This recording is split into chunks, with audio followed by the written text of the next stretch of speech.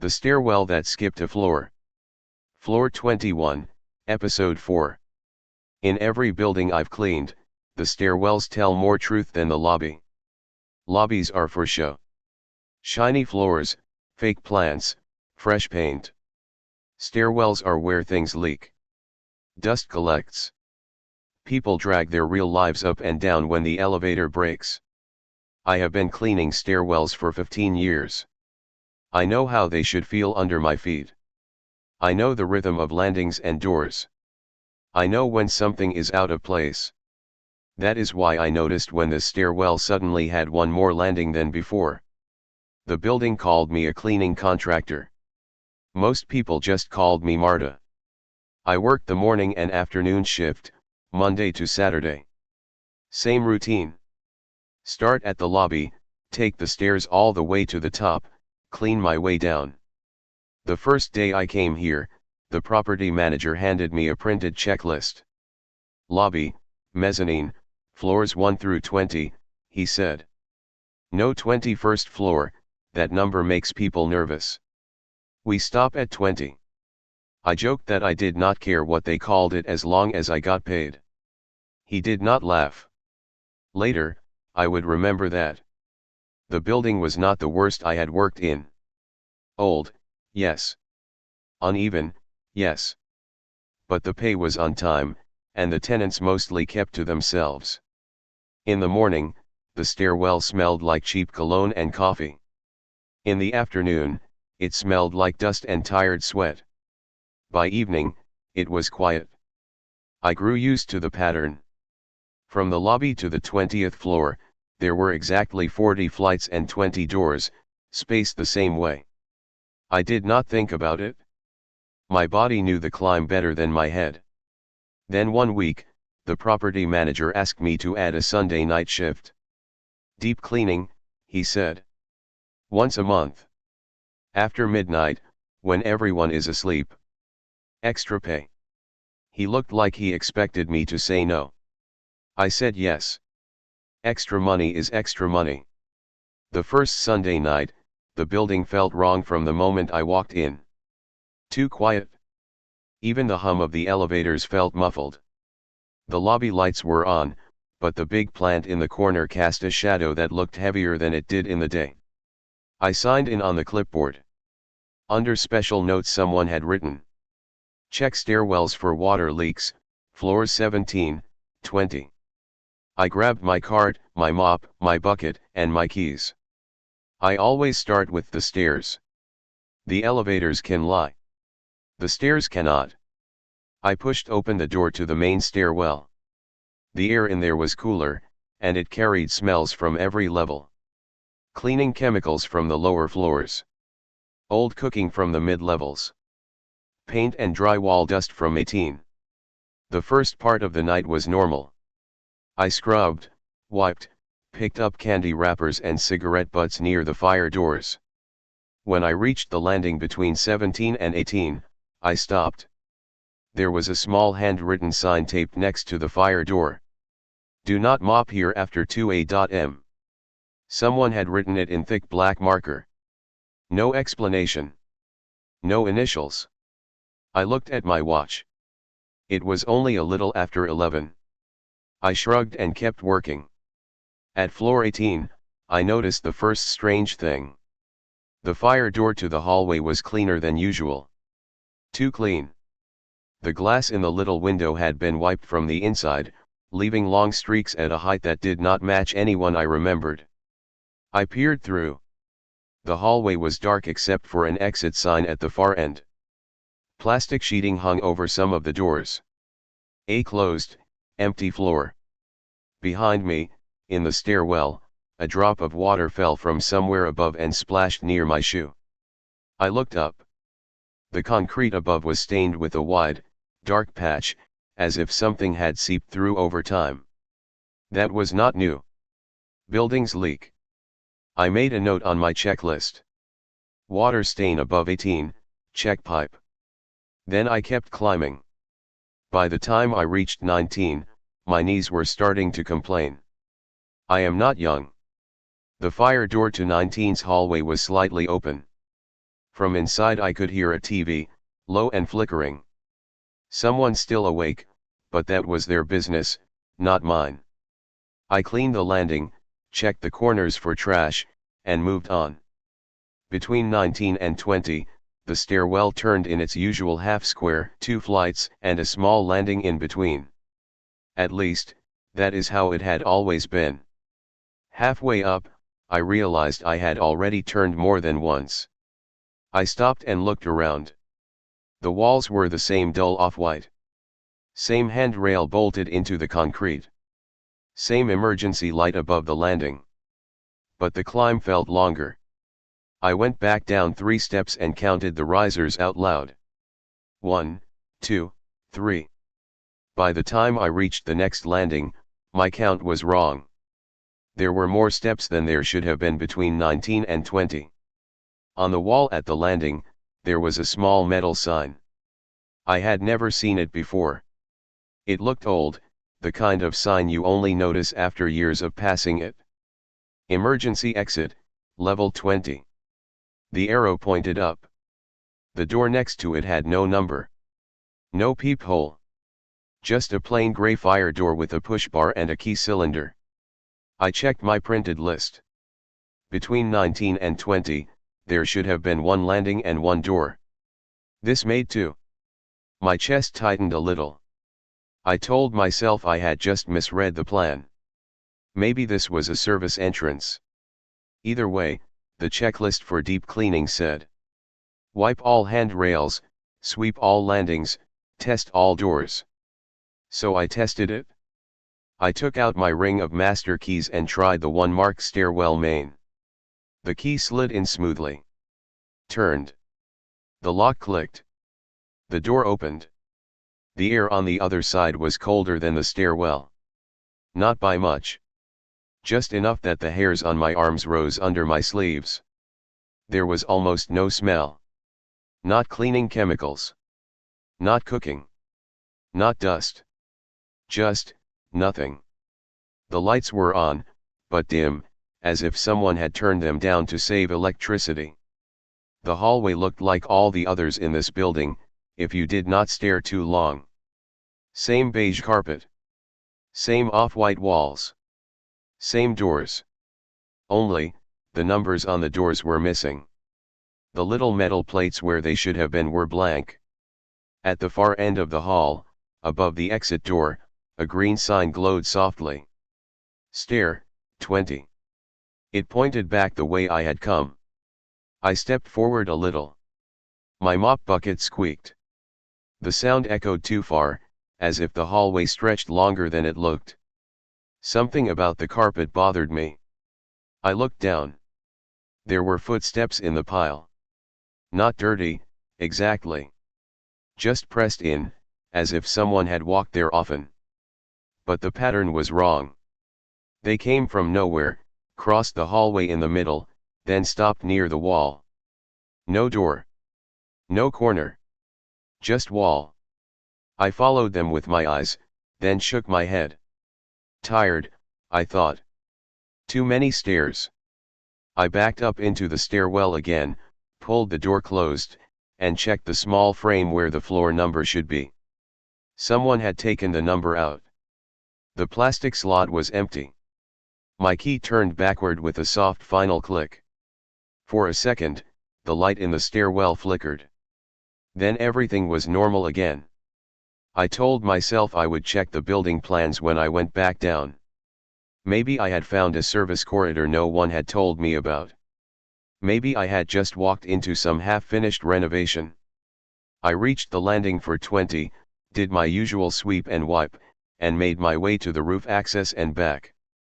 On the way down, I counted the landings between 20 and 19 again. This time, there were only the usual 2 small ones and 1 door.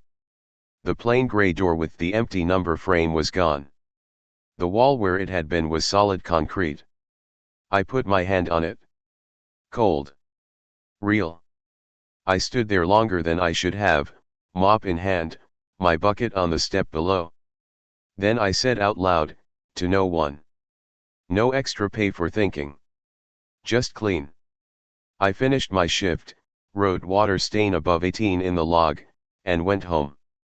The second Sunday night, I almost did not show up. But extra money is extra money. The manager had left a note on the cart for me. Marta, if you have time, please also check the back stairwell. Tenants have complained about strange sounds near 19 and 20. Probably pipes. I smiled without humor. Probably pipes. I started with the main stairwell again. This time, I watched the counts. I touched every landing with my hand as if I could feel the difference through my gloves. When I came up from 19, there it was. One extra turn. One extra landing. One extra gray door.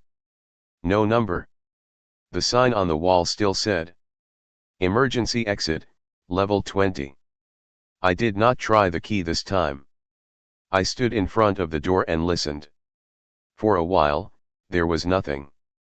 Then, very faintly, I heard something that sounded like a recording played through a wall. A whine, then a soft metallic chime. Like an elevator bell. But muffled, as if it was coming from far below, or far above, or both. I backed away slowly. The door did not move. I did not tell the manager about the door. I did not write it in the log. I cleaned the rest of the building, then took the back stairwell as he had asked. The back stairs were older than the main ones. Narrower. Steeper. The paint was peeling, and the emergency light at 19 flickered in a way I did not like. As I climbed, I noticed marks on the walls. Not graffiti. Not scratches from furniture. Cleaning marks. Someone had once scrubbed at certain places very hard. The paint was rubbed thin in round patches, as if somebody had tried to erase something with bare hands and strong soap.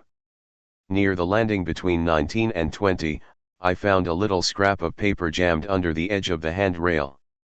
It was a torn piece of a cleaning checklist. The same format I used. Same boxes. Same lobby, floors 1, 20. But under comments someone had written in small, tight letters. Do not follow wet footprints up past 19. They don't end where you think. There was no name. Only a date from almost a year ago. I folded the paper and put it in my pocket. On my third night shift, I made a decision. If the extra door appeared again, I would take pictures. Not go inside. Not walk down the hallway. Just pictures. Proof that the building was stranger than the manager admitted. I started my rounds. By the time I reached 18, the water stain in the stairwell ceiling had grown. It spread like a dark map, creeping out from a point above the landing. A drop fell near my shoe. This time, the water looked almost clear. I dipped my finger into it, rubbed it between my thumb and forefinger. It felt clean, like condensation, not like sewer or pipe water. But when I looked at my skin under the stairwell light, there was a faint gray smear where it had dried. I wiped my hand on my pants. From the hallway on 19, I heard a TV shut off. Footsteps. A door closing. Then quiet. I climbed. The extra landing was waiting for me. The gray door. The empty number frame. The metal sign pointing up, level 20. The air felt colder again. I took out my phone and opened the camera. I focused on the door and took 3 pictures in a row. On the screen, the images showed exactly what I saw. Plain door. Blank frame. Sign. Satisfied, I put the phone back in my pocket, turned around, and kept climbing. At the next landing, the sign for 20 was normal. The door had a proper number. Everything was as it should be. Later, in the tiny staff room where I sometimes drank tea, I checked the photos. The first one was fine. The second one was slightly darker, as if the stairwell lights had dimmed. In that one, there was a faint shape reflected in the tiny metal strip along the edge of the push bar. A blurred outline. Head and shoulders. Too close to the door. In the third photo, the door was closed, but my key was still in the lock. I did not remember turning it. My hands felt cold even in the warm room. I deleted the last two pictures. I did not sleep well that day. Sometimes, in the afternoon, while I wiped the lobby glass, I would see people looking at the elevator and the stairs with the same expression. Like they had reached the top, or the bottom, and were not sure it was the floor they had meant to reach. Once, a young woman with a suitcase asked me quietly, "Do the stairs here ever feel too long?" She had dark circles under her eyes, like she had not slept. I asked what floor she lived on. 19, she said. I moved out. I just came back for the last box. Her name was on a sticker on the suitcase. It was the same last name I had seen on the torn checklist scrap from a year ago. I told her the stairs were normal. Just old. She nodded, but her eyes said she did not believe me. She left without looking back. On the last Sunday I worked there, the manager pulled me aside before my shift. "We're upgrading the security cameras," he said. "Some technician came last week. Found strange things in the system. I don't want any more stories." He forced a laugh. "If you hear anything weird, just write maintenance required and let me deal with it, okay?" I said okay. But I already knew I was not coming back after this month. Buildings pay, but they also take. I started my final night shift. The water stain above 18 had spread into a kind of ring, darker around the edges, pale in the middle, like the outline of something that had once been there. On the stairs near 19, a set of footprints had appeared. Not muddy. Just flattened into the dust, like someone had walked up with wet soles and dried halfway. They went upward, past 19. Past the ordinary landing. Straight to the extra one. Right up to the gray door. Then they stopped. Not turned around. Not continued. Just stopped. Like whoever owned them had stepped through the door, and the floor beyond did not collect dust. My hand shook a little as I took out my keys. I did not want to open it. But another part of me, the part that walked empty buildings at night for a living, thought, if I do not understand this place now, I never will. I turned the key. The lock clicked. The door opened inward. The hallway beyond was dim again. Same blank doors. Same beige carpet. But now the green sign at the far end glowed with a different label. Stair, 21. The arrow pointed back the way I had come. I took one step inside. The carpet felt softer than the others in the building, like it had not been worn down by thousands of feet. My own footprints appeared in the pile as I moved. After a few steps, I looked back. There were more footprints than just mine. Some smaller. Some larger. Some moving at odd angles, as if the owners had not been sure which way the floor was leaning. Along one wall, where in a normal hallway there might have been a fire hose cabinet, there was a dark rectangle. A shallow recess. Inside it, someone had stacked cleaning supplies. A worn mop. A bucket. A bottle with no label. My fingers tingled. It looked like a tiny version of my cleaning closet. The mop head was still damp. Water dripped once, silently, onto the carpet. Just ahead, near the center of the hallway, the carpet was darker. A circular stain, like something had overflowed once and spread slowly outward. I leaned down. It did not smell like anything. No bleach. No mold. Just cold. At the far end, near the door marked stairs, there was a clipboard hanging on the wall. It was the same kind of clipboard the manager gave me. Same columns. Same printed lobby, floors 1, 20. But this sheet had one more line added in neat handwriting. Stairwell, between 19 and 20. Next to it, in the box marked cleaner, was a name I recognized. Lee. The night guard from the stories. The one who had quit. Under comments, he had written. Stairs do not always stop where they're supposed to. Do not clean past here alone. I stepped back from the clipboard. The air felt heavier. Something in the corner of my eye shifted, like a shadow stepping closer.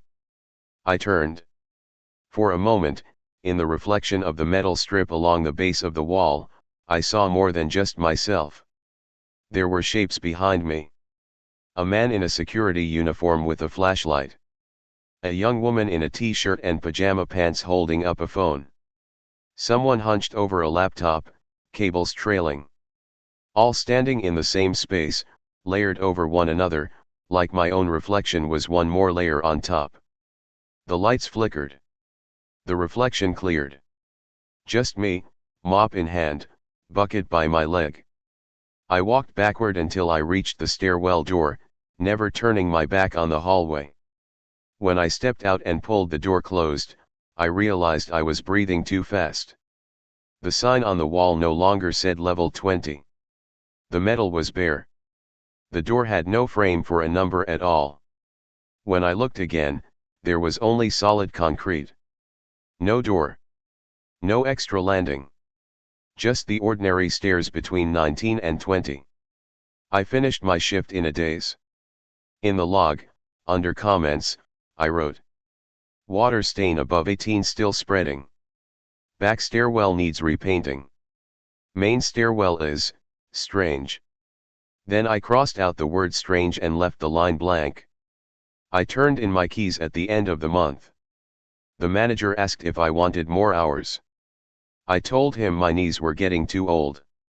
It was not a lie. Now, sometimes, when I walk up the stairs in other buildings, I count the landings without thinking. 1, for the lobby. 2, between 1 and 2. 3, between 2 and 3. I listen for extra turns. Extra breaths between floors. Every now and then, just on the edge of hearing, I think I hear a faint chime, like an elevator arriving on a floor no one pressed. When that happens, I always take the elevator instead. I still don't believe in ghosts. I just believe that some buildings never learned where to stop. And some stairs lead to places that were never meant to be cleaned. This story is a work of fiction, created purely for entertainment. Any resemblance to real people, buildings, or events is purely coincidental.